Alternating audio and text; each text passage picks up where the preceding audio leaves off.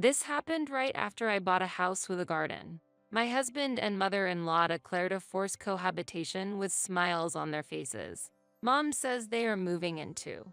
After giving it a lot of thought, we've decided to live together. Surely you won't oppose it, right? If you do, I'll make sure my son divorces you.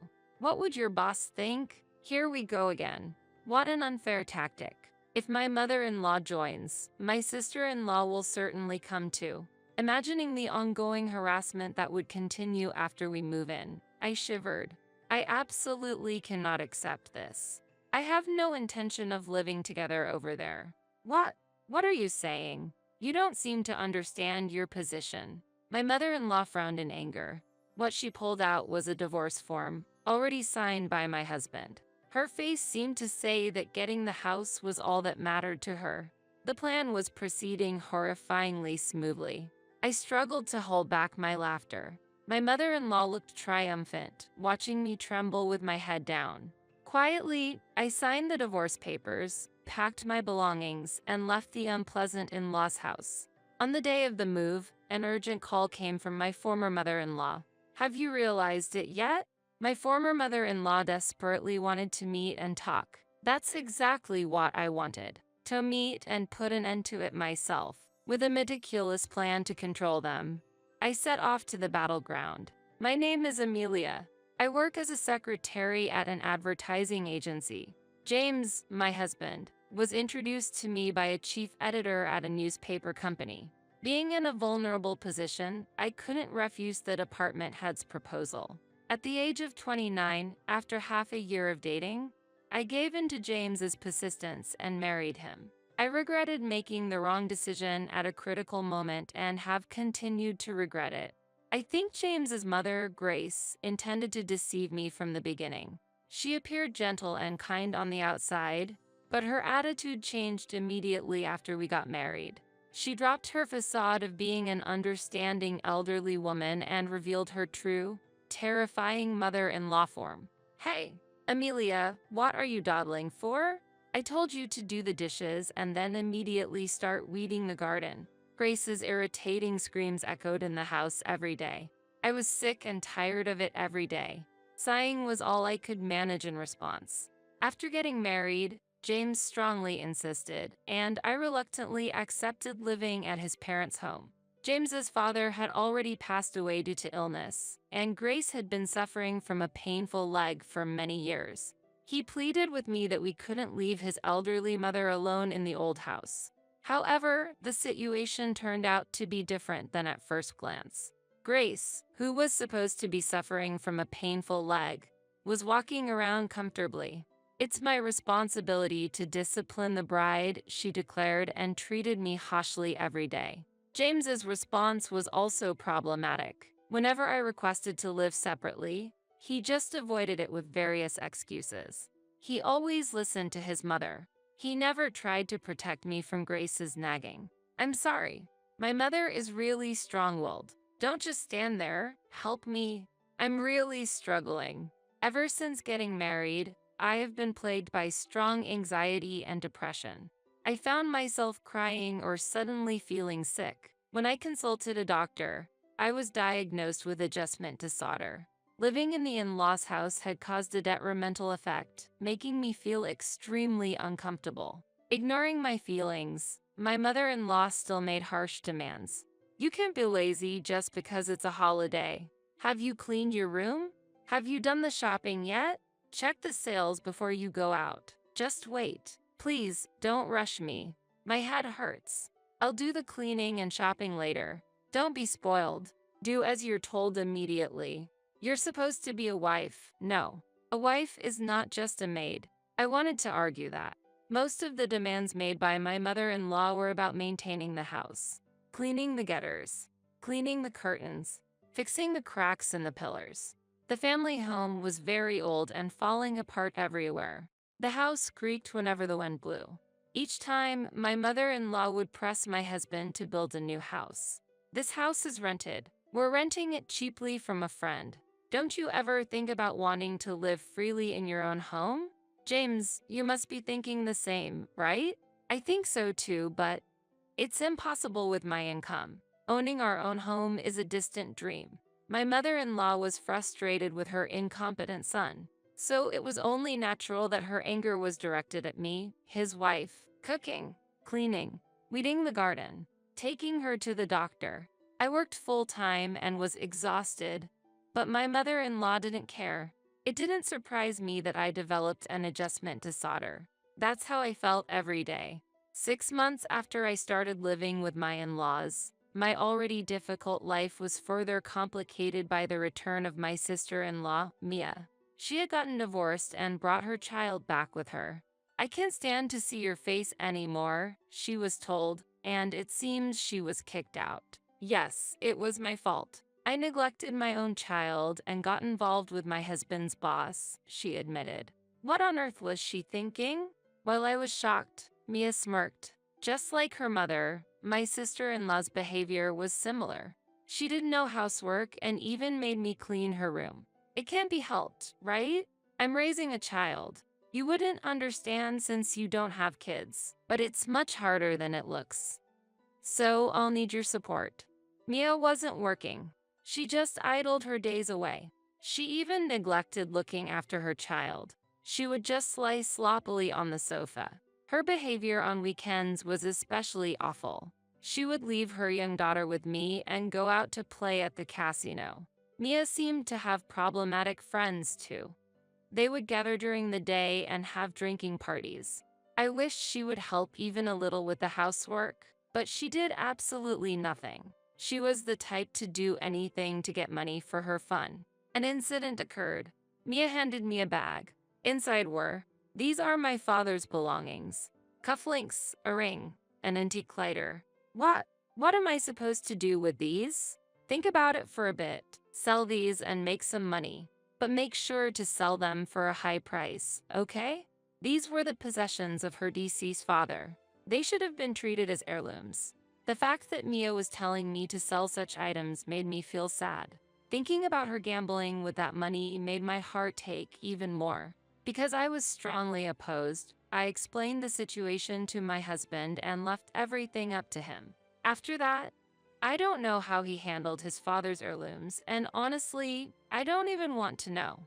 When Mia first came back, various problems occurred. My things started to go missing more frequently since she returned. I also found out during this period that my husband was having an affair. A friend of mine who works at a different advertising agency saw him by chance downtown on a holiday. He was walking hand in hand with a flashy young woman. Hearing this, I was shaking with anger. I'm working all day even on holidays, and you're out having fun with a young woman? I can't believe it. Are you having an affair? Who is she? Tell me the truth. No, it's not an affair. She's just a woman from a brothel. What about that? A married man shouldn't be going to such places, right? Mia was laughing loudly while listening to our conversation. My mother-in-law looked surprised, but she didn't criticize my husband severely. In her view, the reason my husband went to such places was because I was lacking as a wife. It's embarrassing to make such a fuss about this. It's your fault. If you were more attentive to your husband, this wouldn't have happened. I can't agree with that. Grace, isn't that a bit unreasonable? In this house, that's common sense. Going to brothels or having affairs is like a part of a man's instinct. It's the wife's role to tolerate such things with an open mind. You're a bad daughter-in-law. What is considered common sense here seems to be nonsense there. That I should allow him to go to brothels? That's impossible. My stress keeps increasing. I can't just sit back and do nothing. Determined to change this disgusting situation, I decided to take action. My mother and sister-in-law continued their usual behavior. Every day they treated me like a maid. They lay around on the sofa or floor like slackers, and when hungry, they would yell loudly, "Why isn't lunch ready yet? It's already past noon. Can you please stop dawdling? You're so slow it's annoying. Then why don't you handle it yourselves? I'm constantly busy with gardening, airing out the bedding, shopping. I hardly have a moment to breathe. Stop that defiant attitude. You should know your place." Seems like I was not even allowed to express my opinion. Honestly, I was fed up. I wanted to move forward with a divorce as soon as possible. But things weren't that simple. The chief at the newspaper company, who I was indebted to, had introduced me to my husband. My boss also asked me to maintain his good reputation. My mother-in-law knew this fact and often used it to her advantage, which was infuriating. I felt completely trapped. Day after day, I had to just sit still and bear with it. Then one day, my husband's affair became a clear reality. A colleague in the same industry had found solid evidence. This prepared me for the initial stages of my plan. Now, it was time to think about the next step. About a month later, during dinner, my sister-in-law was browsing through a housing catalog that was clearly the one I had put in my bag. Seems like you were planning to buy a house. Why? Did you go through my bag? Why would you do such a thing? Calm down. It's a bit rural, but looks like it's a lovely house. Amelia, please consult with me before doing such things. The house I liked had a garden. As my mother-in-law said, it was in the countryside but had a very nice exterior. In fact, I had already visited the site several times and met with the real estate agent. When I told them everything, the three of them became even more interested. Really? You progressed that far already? Are you really going to buy it? It's good value for money and spacious. Not bad at all. James, you just need a bit of courage. Really? But a house with a garden. I'm a bit hesitant. If you become the head of the household, I'll support you. Don't you want to move out of here and just live with Amelia? Before I could act, my mother-in-law had already persuaded my husband. What an evil way to put it. As if they had no intention of letting me go that easily. When the discussion about buying the house came up, I brought up the issue of ownership, and my husband frowned and said, I will be the head of the house. The name on the deed will, of course, be mine. So, is it okay to proceed? To buy this house and start a new life together? Yes, it's okay. I'll show what I'm made of. Let's buy that house. Get the procedures done quickly. My husband declared clearly. My mother and sister-in-law praised his decision. However, I noticed something. The two of them exchanged glances and smirked. A few days later, right after I bought the house with the garden, my husband and mother-in-law together declared a forced cohabitation with smiles. Mom says they're moving in too. After giving it a lot of thought, we've decided to live together. Surely you won't oppose it, right? If you do, I'll make sure my son divorces you. What would your boss think? Here we go again. What an unfair tactic. If my mother-in-law joins, my sister-in-law will certainly come too. Imagining the ongoing harassment that would continue after we move in, I shivered. I absolutely cannot accept this. I have no intention of living together over there. What? What are you saying? You don't seem to understand your position. My mother-in-law frowned in anger. What she pulled out was a divorce form, already signed by my husband. Her face seemed to say that getting the house was all that mattered to her. If you hate it that much, then sign here. Okay, I'll sign. Let's get a divorce.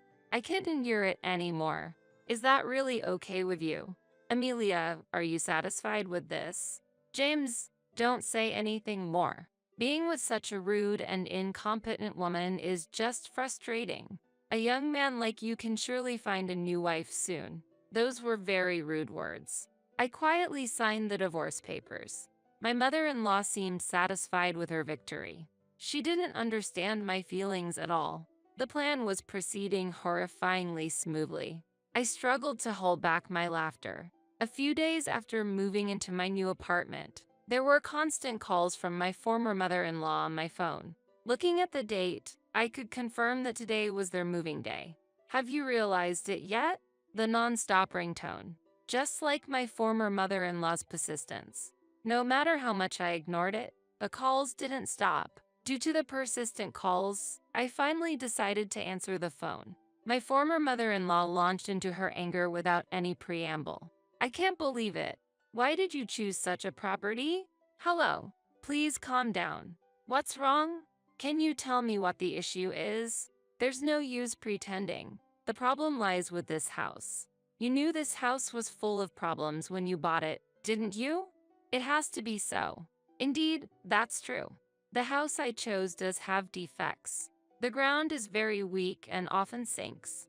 Even though it's a new building, doors and sliding doors may fail to close within a few years. There are old coal mine tunnels in the vicinity, which are well known to cause problems. This fact is well known among the local residents. They have built their homes on safe, stable ground. Meanwhile, innocent new residents who are not aware of this information often run into trouble. This time, I used such a problematic house to set a trap for those three. I had a hard time finding a defective house at a reasonable price with the help of a real estate agent. Of course, I intentionally let my former sister-in-law steal the real estate catalog from my bag.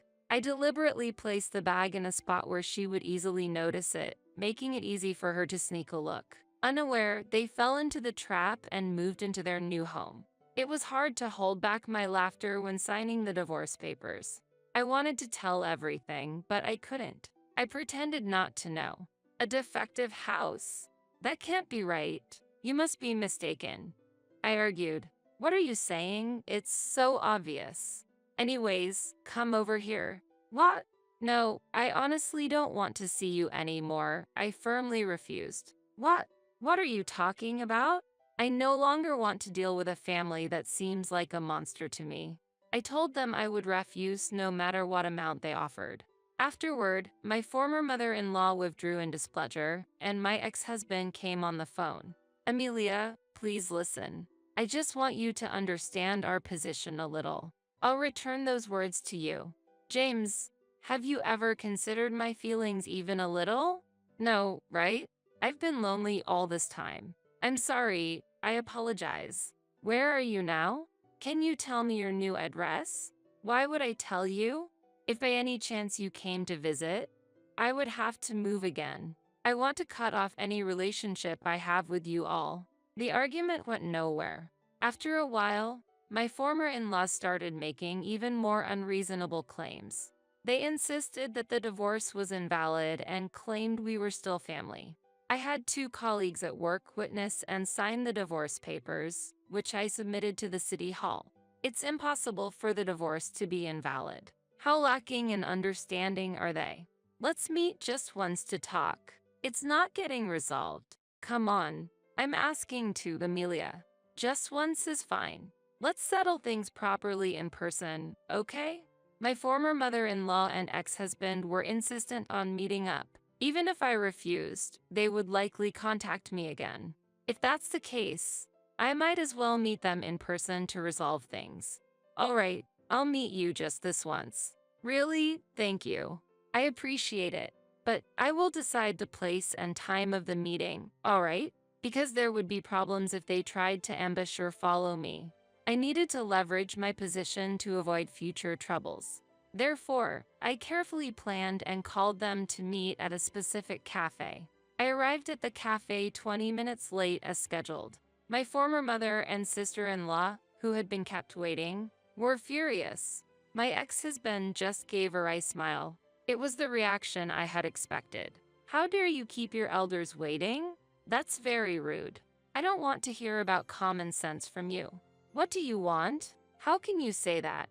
I'm so angry. You pushed this defective house on us, and it's been a hassle. You need to take responsibility. I've told you many times. I didn't know. It was you who chose to live there, wasn't it? My former mother-in-law was at a loss for words. It seemed she couldn't deny it. She and my former sister-in-law had decided to live in the defective house by themselves. It appears that their previous residence was being renovated by the owner. As a result, the only place they could live now was that defective house. If you're done, I have something to say. I am going to file a lawsuit and claim damages against you. Prepare yourself. What? Damages? A lawsuit? Why would you do such a thing? I don't understand. What have I done to you?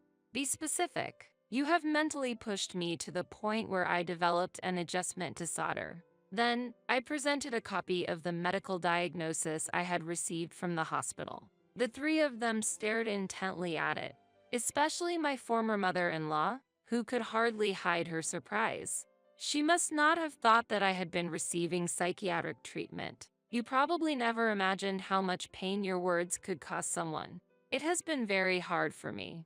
My chest hurt and I couldn't stop crying. It was that painful. That's just because you're weak. After all, I had to say those things because you were such a bad wife, weren't you? What you just said now, too. You've called me a bad wife many times. Did you know that such acts could be considered defamation? You could be punished with up to a year in prison or a fine of up to 2,000. What? That's a little bit too much. My former mother-in-law did not understand. She had no idea how immoral her actions were, the gravity of berating and hurting someone. Additionally, you might face another criminal charge for the threats you made about bringing up my divorce with my boss. Remember? That's considered extortion. Come on, you're exaggerating. It's not an exaggeration. By the way, the statutory penalty for extortion is up to 2 years in prison or a fine of up to 2,000. I won't back down. Just wait a moment. My former sister-in-law interjected, her eyes sharper than usual, a glimpse of her former delinquent self showing through. Her look said, I won't be intimidated by such threats. I've heard everything, but what's this? Are you threatening to use Mom's ignorance?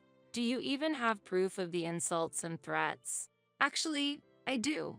I've been recording everything all along. What? You've been recording? Yes, I had been using a recording app on my smartphone all the while I was at my former in-law's house. There was plenty of audio evidence. I've prepared a file of all the abusive words thrown at me by my former mother-in-law. These recordings would substantiate the charges of defamation and extortion. Did you think I would remain a victim forever? Not just my mother-in-law, but you too, Mia. You could be liable for these crimes. What? Why? What have I done? Think about your actions. Haven't you committed crimes? Can you say you haven't troubled me? That's not true. Stop making things up. My former sister-in-law claimed her innocence. I showed her the screen of my smartphone. Her face changed color instantly, a natural reaction.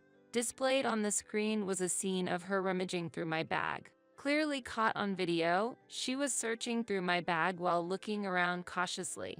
What is this? Why? How did you record this without me knowing?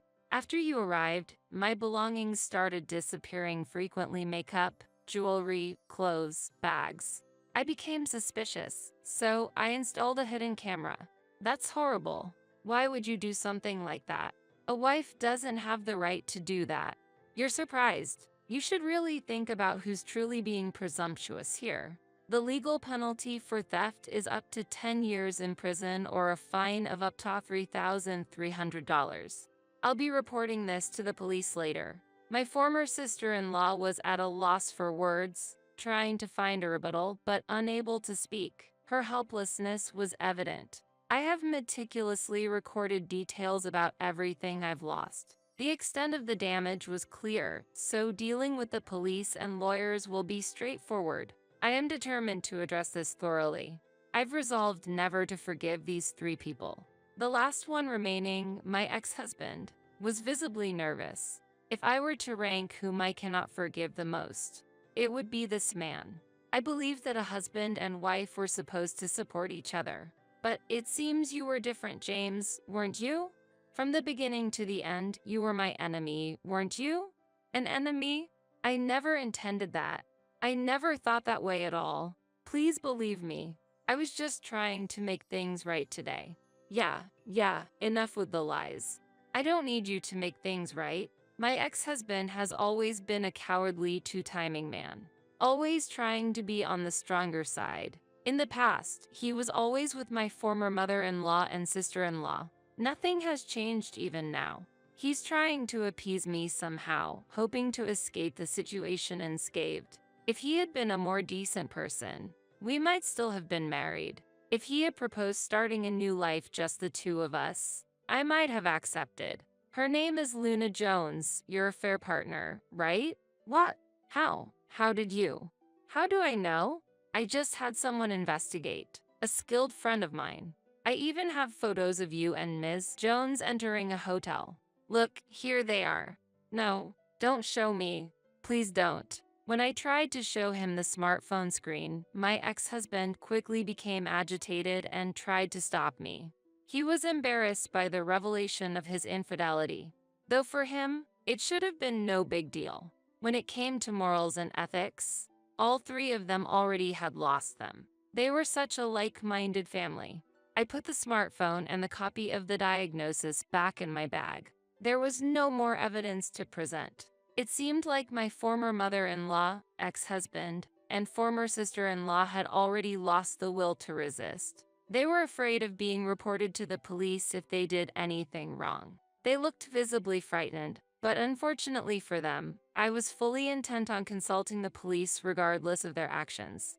The police will probably visit you soon. It would be wise not to run away. Otherwise, your punishment might become even more severe. Also, make sure you never follow me again, okay? Amelia, don't say such harsh things. Weren't we a couple just a while ago? Indeed, but honestly, I consider our marriage a failure. I feel relieved now that we're no longer married.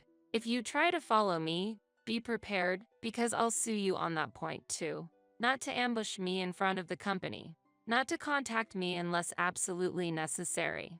After making a few simple agreements with them, I left the cafe. After I left the shop, they were still looking down. Words cannot be contained. My ex-husband's divorce quickly became public knowledge at his company. The reason for the divorce, his affair and mistreatment of his wife, became widely known within the company. As a result, my ex-husband was treated poorly at his workplace. This situation was brought about by a chief editor at a newspaper company we had dealings with. It didn't take long for my ex-husband to lose trust and receive harsh treatment at his job. Unable to withstand the pressure, he eventually resigned. His attempts to find new employment were unsuccessful, and his relationships with his family also deteriorated. About a year after our divorce, he appeared in front of me again. I was stopped by him on my way back home from work, and when I turned around, there he was, looking disheveled. James, I didn't recognize you at first. I guess so. I've been told a lot recently that I look different. He clearly looked like he had been through a lot. No wonder, since my former mother and sister-in-law were convicted and fined. Furthermore, the hidden camera footage I uploaded online unexpectedly became popular, making my former sister-in-law infamous. The video became more popular than anticipated, and even her former friends started to shun her. Her notoriety has hindered her job prospects. Eventually, I filed for alimony from my ex-husband. Now, they're facing significant financial difficulties. They also need to pay the mortgage on the defective house, which undoubtedly puts them in a tough situation. How are your mother and Mia doing? They're alive, but they're struggling. Both are working now. They have to, just to get by. They always say they wish they could go back to how things used to be. They want to go back to living off our income? Typical. They are like parasites. I'm glad I cut ties with them. I expected some objection from him, but there wasn't any. My ex-husband sighed deeply and apologized. I'm truly sorry for everything up till now. I'm reflecting on my actions. I was foolish. Amelia, you were right. I should have always been on your side. I think I must have been out of my mind. I've always thought your family was the problem from the start. Don't be so cold. Please, let's live together again. I'm planning to cut ties with that family for good. I'm serious. You're all I have. Is that so?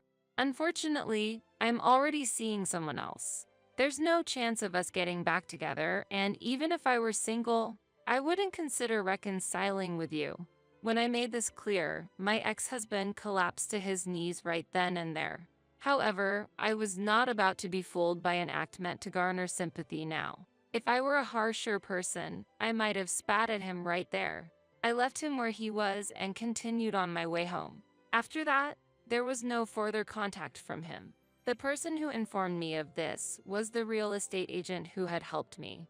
I heard that the lives of my former mother-in-law, ex-husband, and former sister-in-law had become quite turbulent. The three of them blamed each other for their poverty, and their relationships gradually worsened. From their house, sounds of arguments and breaking glass could be heard late into the night. They tormented each other yet couldn't seem to separate, trapped in a miserable relationship. It was like a living hell. They became isolated in the community, with no one willing to interact with them. Eventually, they would likely sell their worthless house at a low price and end up burdened only with debt. I can vividly imagine them huddled together on cold nights, cursing each other. Someday, I'd like to see firsthand their pitiful state when they hit rock bottom. Meanwhile, I am incredibly happy these days. My past experiences have shaped who I am today. The existence of my new partner, whom I once mentioned to my ex-husband, has become a significant turning point in my life. He is a highly capable salesperson at a major corporation, respected by many for his work. He respects others' values, and his calm, mature demeanor is well liked by many, including me. He is also divorced. We share a common past as divorcees and show deep understanding for each other. We have decided to walk through life together and plan to have a modest but heartwarming wedding soon. My first marriage was filled with challenges and difficulties. Those experiences are still fresh in my memory, and sometimes just remembering the pain brings tears to my eyes. However, my current partner's gentle support quickly warms my heart again. I can't fully express how much his presence means to me. I feel like I have found the place I truly belong to and have gained the sense of relief I had long been searching for. I am convinced that I reached this point by taking a detour and accumulating many experiences. Because of my painful past, I believe I can now be kinder and more compassionate towards others. These experiences motivate me to build a positive and bright future. I believe that every moment in life has value and lessons to be learned. Lately, this belief has strengthened, and I feel fulfilled every day. A new chapter in my life is beginning, and it is very bright and full of hope. I've decided to give the master keys to our new place to my parents. What do you mean? I want my parents to be able to come and go as they please. How can you expect me to accept that? If you can't accept it, then we might have to consider divorce. How selfish can you be? All right, I understand. Misunderstanding my agreement, my husband smiled contentedly, thinking I had complied with his wishes. However, what I had agreed to was the divorce.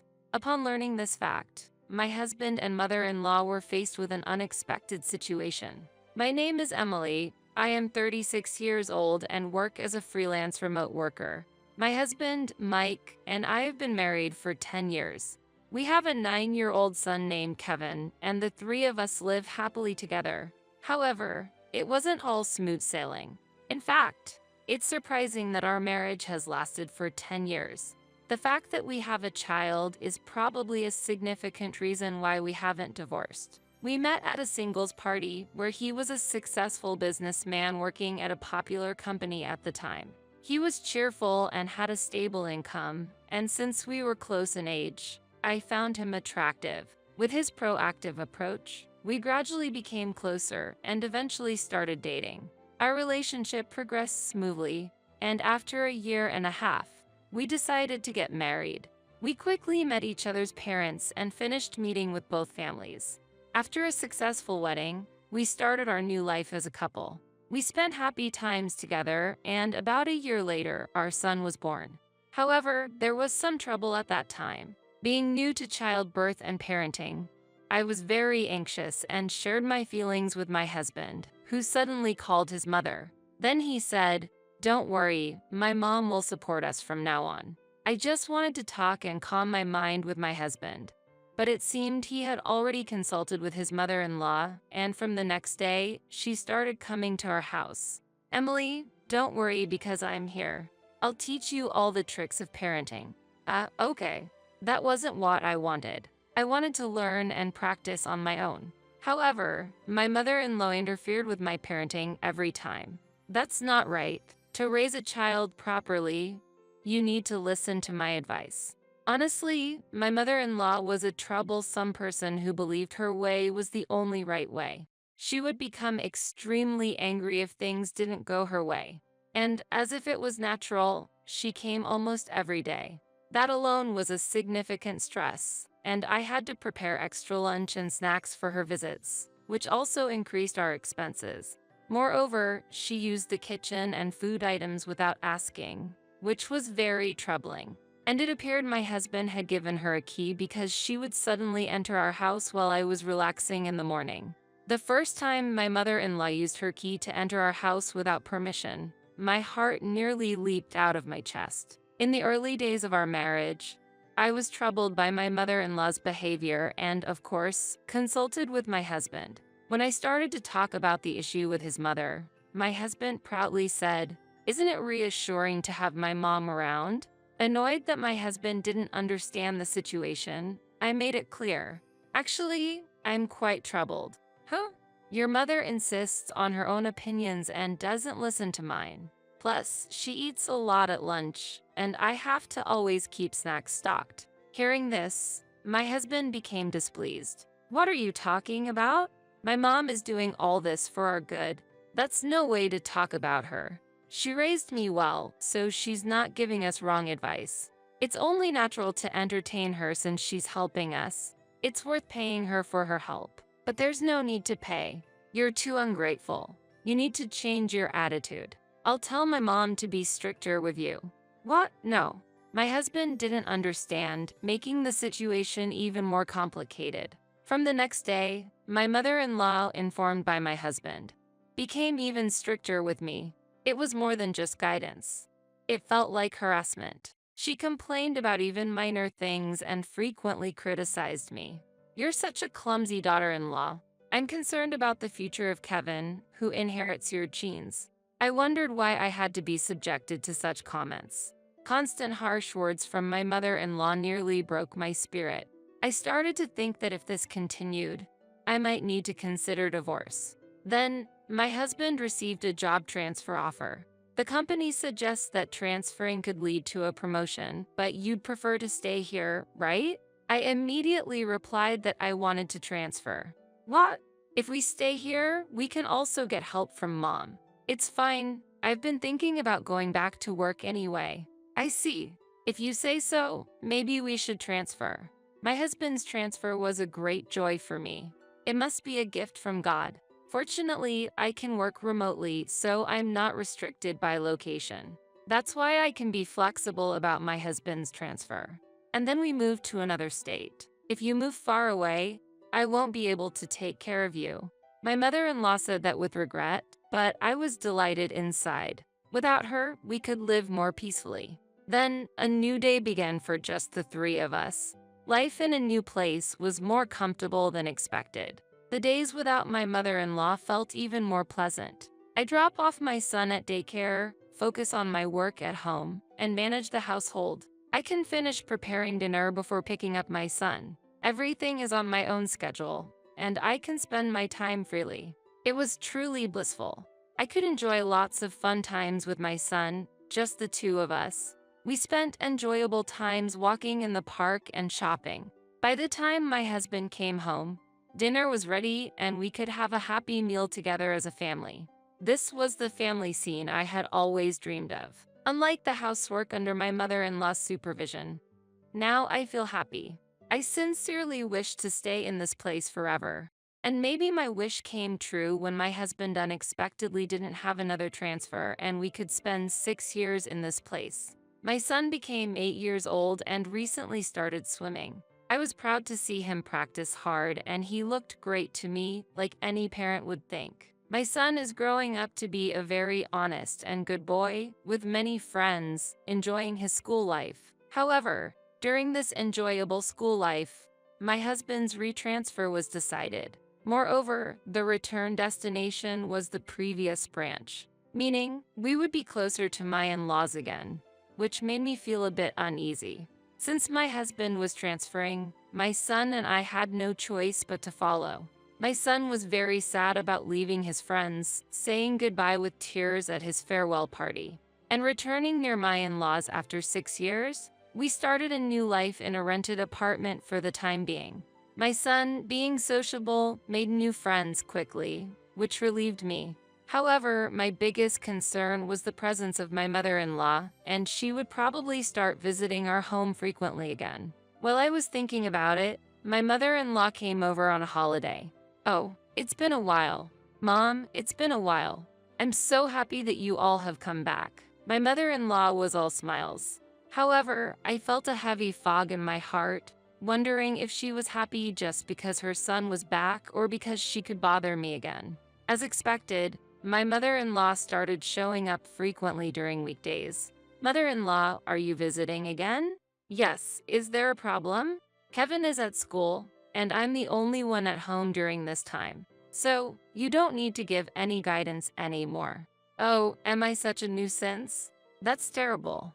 I'll have a talk with Mike about this.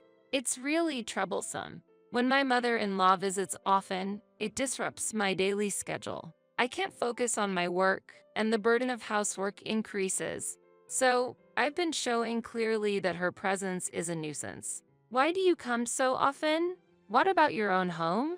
Shocked and outraged by my question, my mother-in-law replied, "That's none of your business. I'm sacrificing my time to oversee your housework, but I've said it's not necessary." What are you talking about? A daughter-in-law rebelling against her mother-in-law? Rebelling.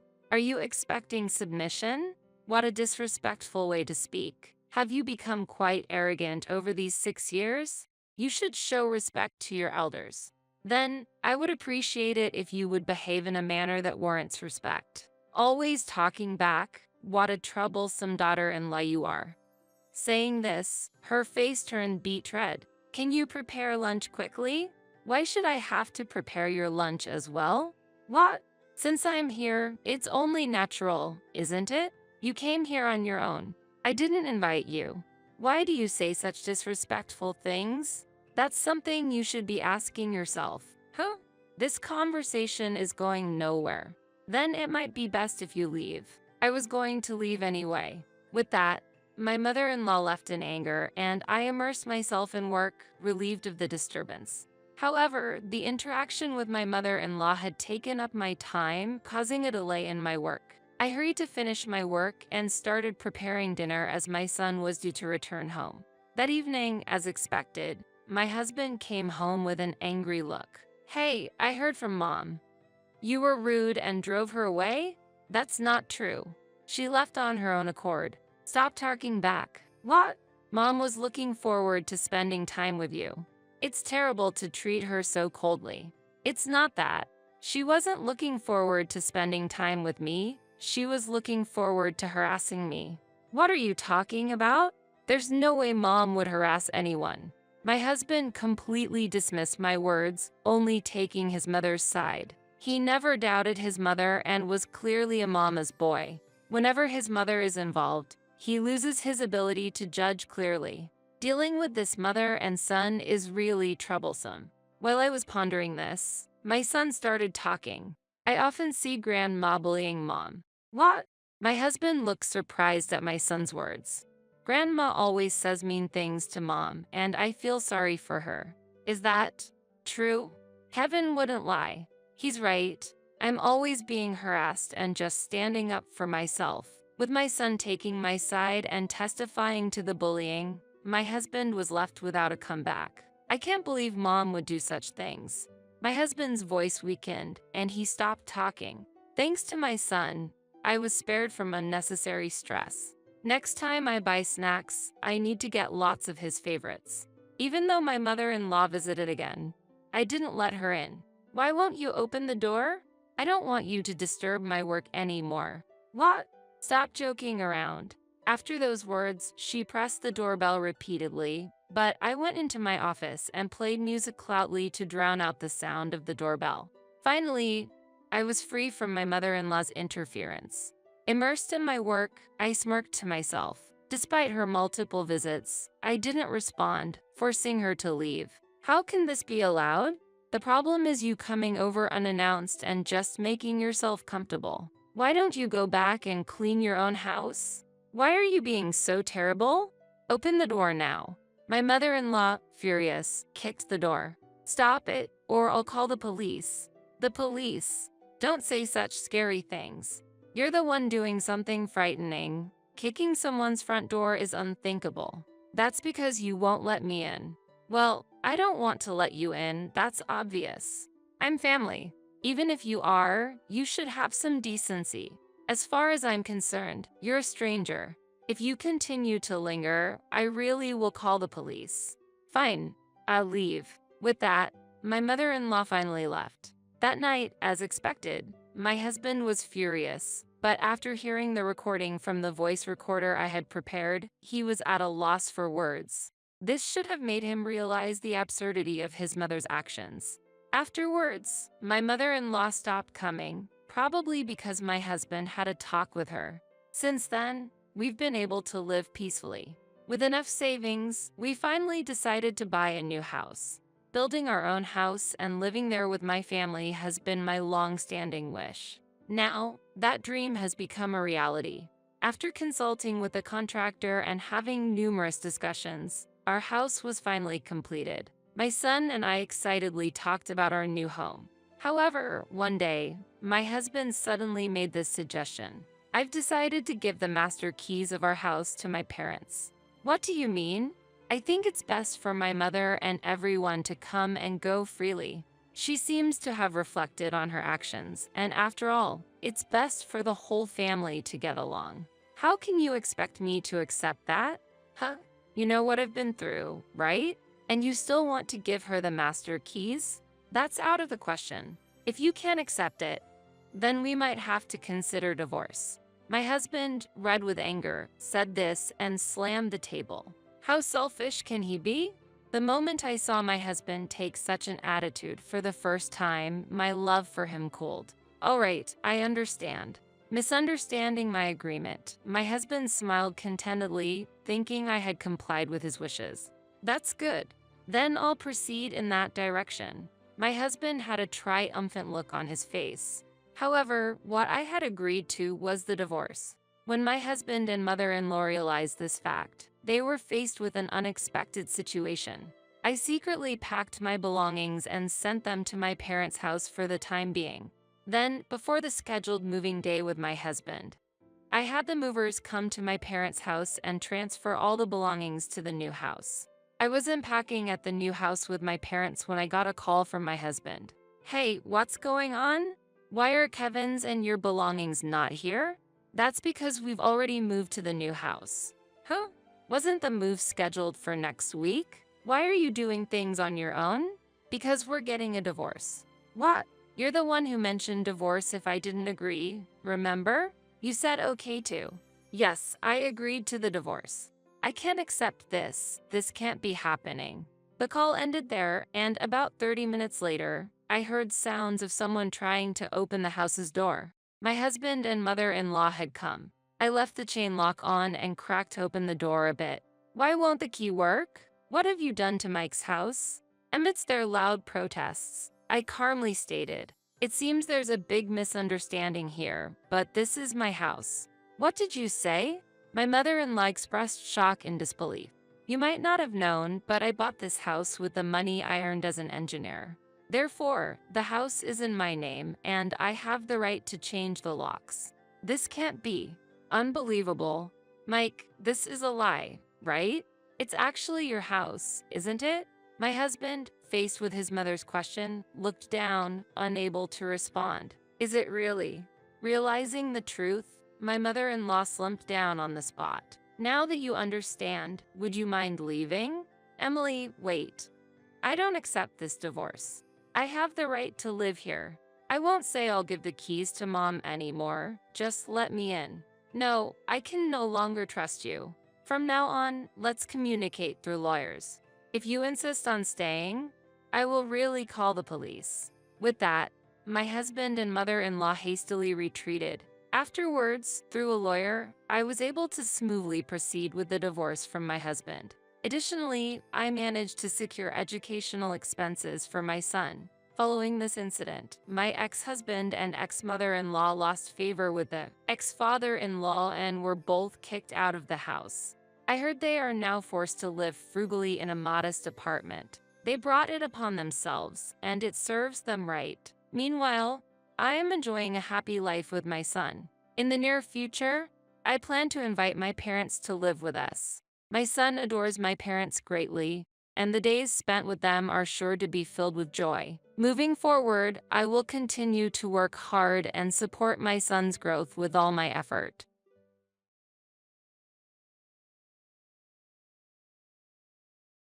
How much do you want? We're willing to pay, so let's settle this. The reason I panicked was because the moment I entered the hospital room, she said words I'd never expected. Wait, what? Mia, are you serious about what you just said? Yes, I am. Explain yourself. They treated us so terribly, it almost led to a major tragedy. It was clear they were mocking us. After doing something so terrible, they want to settle with money? I can't accept a settlement. Mia, take responsibility properly. That's unbelievable. You're as stubborn as ever. You don't know what might happen if you make us angry. Don't push it. Suppressing my anger, I continued to argue with this brazen and shameless couple. I think we've heard enough. My husband intervened in the argument. I had never seen such a frightening expression on my husband's face before. Mia, you've always believed that money can solve everything since high school. You haven't changed. Everyone wants money, right? Am I wrong? That's right. As long as you have money, you can solve anything. Even this woman will shut up if you give her money. Facing the couple, my husband said, if that's the case, let's see if we can really settle this with money. Mia and her husband were overwhelmed by my husband's suggestion, but in the end, they left the hospital room with some provoking words. As Mia said, maybe everyone does want money. Money brings us happiness and joy like magic. It's the only thing with such magical power in this world. But, as my husband said, there are things money can't solve or buy. Along with their attempt to almost kill me and my baby, they would soon understand this whether they like it or not. I am Susan Johnson. I'm 32 years old and 9 months pregnant. My husband Kevin, also 32, eagerly awaits the birth of our child. To celebrate this momentous occasion, we wanted to share our joy quietly, but it wasn't going to be easy. Because there was someone who didn't like the fact that we were going to have a child. That person was none other than Mia, a high school acquaintance and a fellow mother who always managed to meddle in my life. Mia, who was a senior to both me and my husband during high school, came from a wealthy family that owned a big company. She was beautiful, excelled academically and athletically, and was like the idol of our school. But being pampered by her parents from a young age made her extremely selfish. She misunderstood that she could get anything with money, and so she had a bad reputation. Despite this, she was interested in Kevin and used both force and money to try to make him her boyfriend. However, Kevin was not interested in her and always cared for me. So I became his girlfriend instead of Mia. She didn't like Kevin choosing me, and from then on, she saw me as a rival. You and Kevin don't match. Break up with him now. But, Mia, that's too much. Kevin, you know I'm more beautiful than Susan, and I have money. Please stop, Mia. Don't say things like that. We were tormented by Mia's harsh words and money throughout high school. I consulted with teachers multiple times, but even they couldn't stand up to Mia's financial power, and the situation remained unresolved. After Mia graduated, we avoided her as much as possible, not wanting to provoke her. We lost contact with her for a while. Several years later, Mia unexpectedly reappeared in our lives and confronted us. Oh, Susan and Kevin. I haven't seen you in a while, but it looks like you've built a decent life despite being poor. Mia had also gotten married and had kids. Her family flaunted luxury brands and drove expensive cars. She continued her high school ways, using her wealth to control her fellow mothers, even possibly giving them money as allowance. Many of them declined, but they were tempted by the money and ended up accepting it. In exchange for the money, they had to do whatever Mia asked. Then Mia, using the mom friend she had paid off, began to harass us. Susan, your fashion sense has always been lacking, hasn't it? Has Kevin never really bought you any decent clothes since the old days? Can you stop parading on the main street like you own it? You should walk down the side streets. This isn't a place for people like you.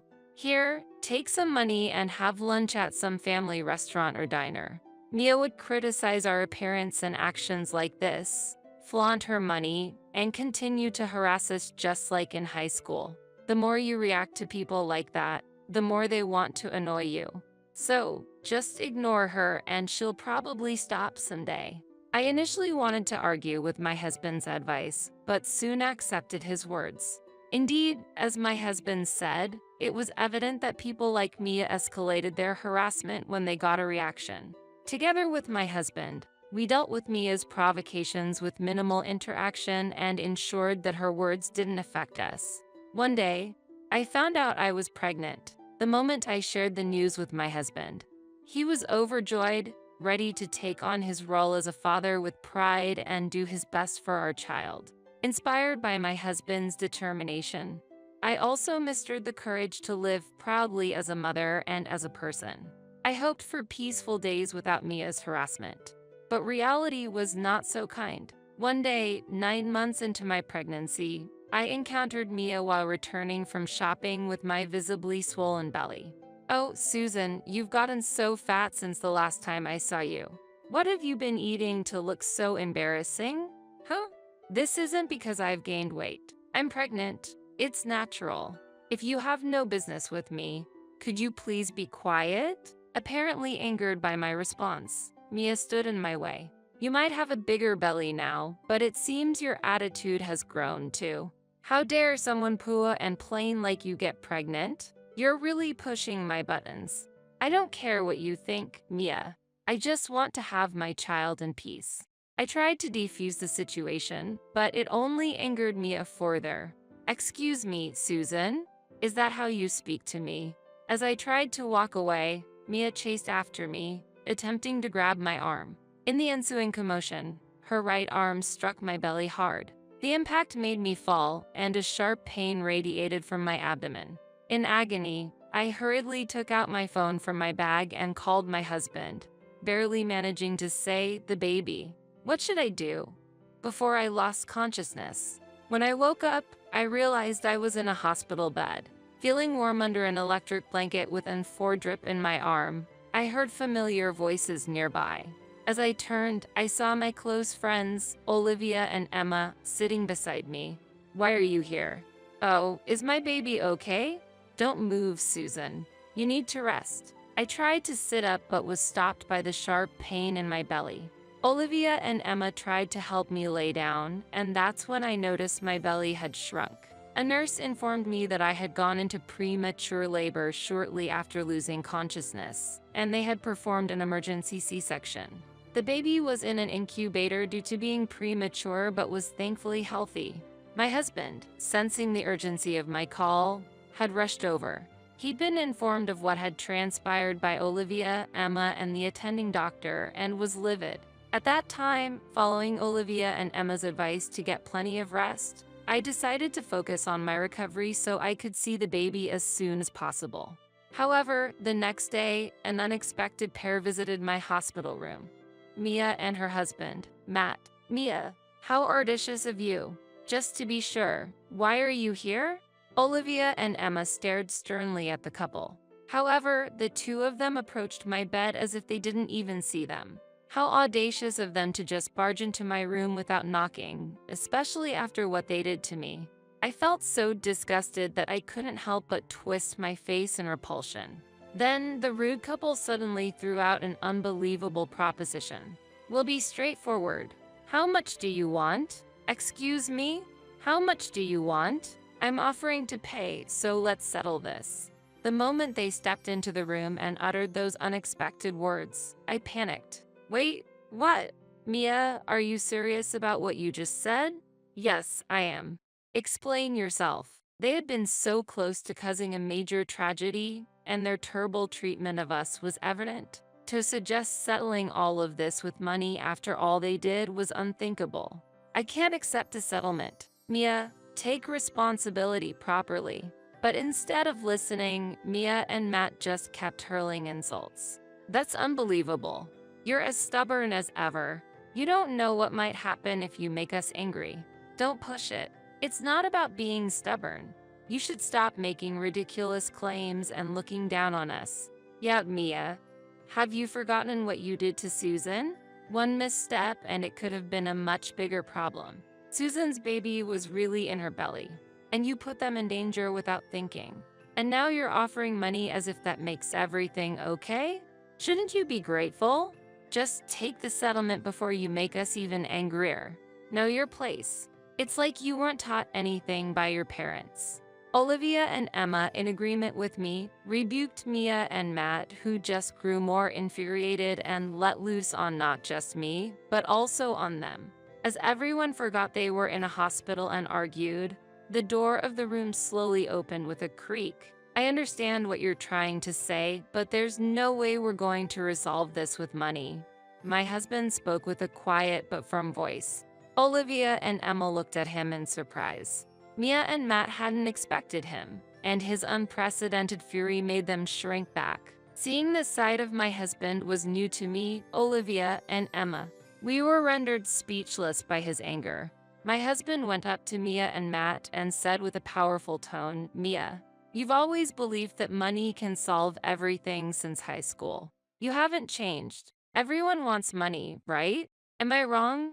Well, everyone desires money. There are things it can't buy or problems it can't solve. This incident is indeed a prime example. And no matter how much money was offered, I couldn't accept it. Both my daughter in the incubator and I are fortunately healthy and alive, but we might have been sent to the afterlife, despite it being such a grave incident." Mia seemed to have no remorse or understanding at all. The same goes for Matt, who was sitting next to her.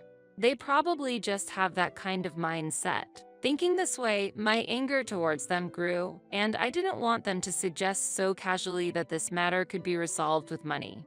I feel the same way as Kevin. If money could resolve everything, there would be no need to involve the police or lawyers.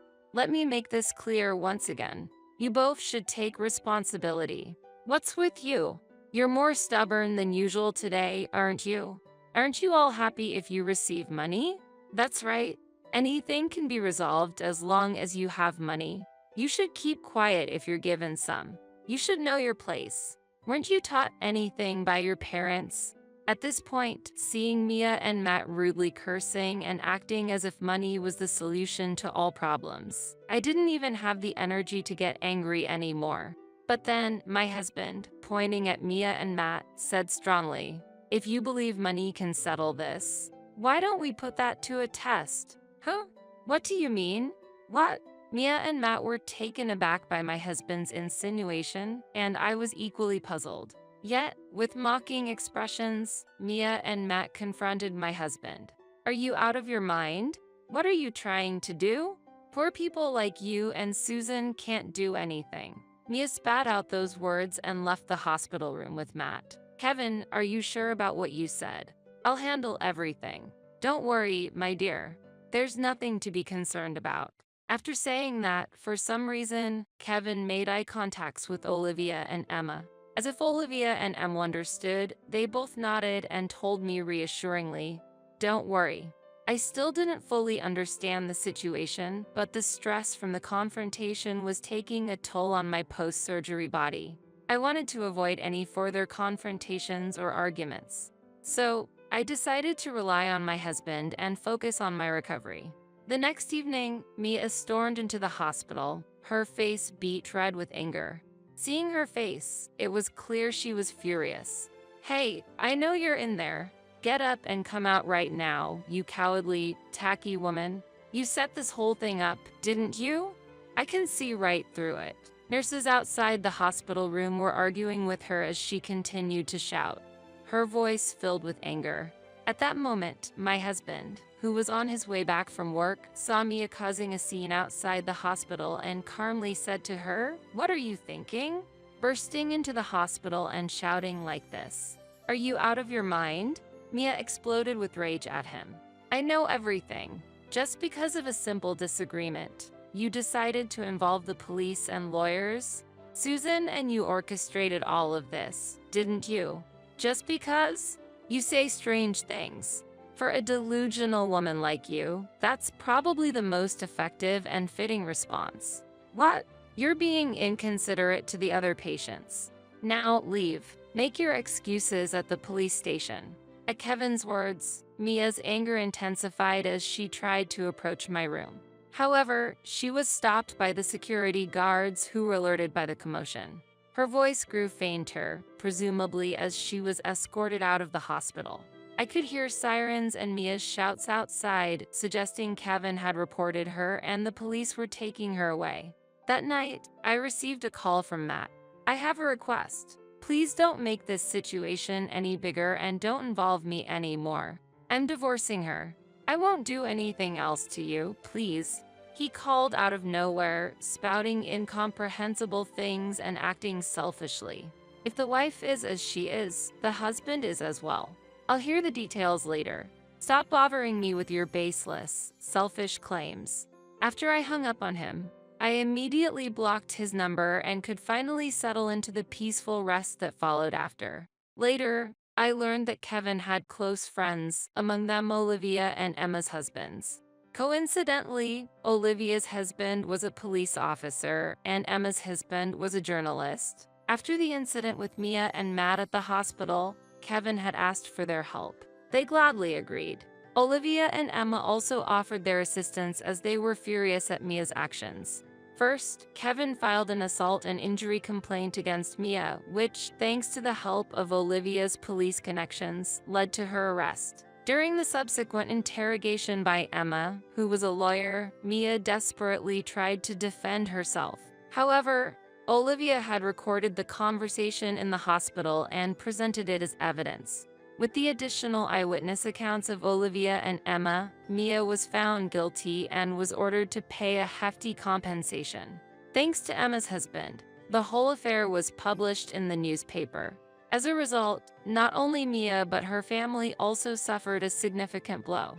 It was revealed that her parents had embezzled company funds to cover up their daughter's misdeeds, plunging their business into crisis. As for Matt, he was acting selfishly, leveraging Mia's financial power, which made everyone have a negative impression of him. And it seemed like rumors about him spread at work. Matt was met with cold stares from his colleagues, and there were whispers about him here and there, deteriorating his relationship with his co-workers. The situation worsened further as the rumor reached the HR department. The upper management of the company began to distrust Matt, and as a result, the HR department decided to transfer Matt to another branch. Naturally, Matt and Mia got divorced. Mia was disowned by her parents, and even her children were taken away from her. Struggling with the debt from the compensation and socially isolated due to the incident, she reportedly ended up living as a homeless person in a park. Olivia and Emma saw her receiving food at a soup kitchen. On the other hand, Matt, unable to handle the isolation and gossip at work, suddenly quit. Rumors said he left on a train, but his whereabouts remained unknown. Several months after the incident, I was discharged from the hospital, and both my child and I were in excellent health. We received substantial compensation from Mia. My daughter showed no after effects and has been growing healthily. With this incident, I deepened not only my bond with my husband, but also with my friends, including Olivia and Emma. Now, peaceful days have returned to us, and we are truly happy.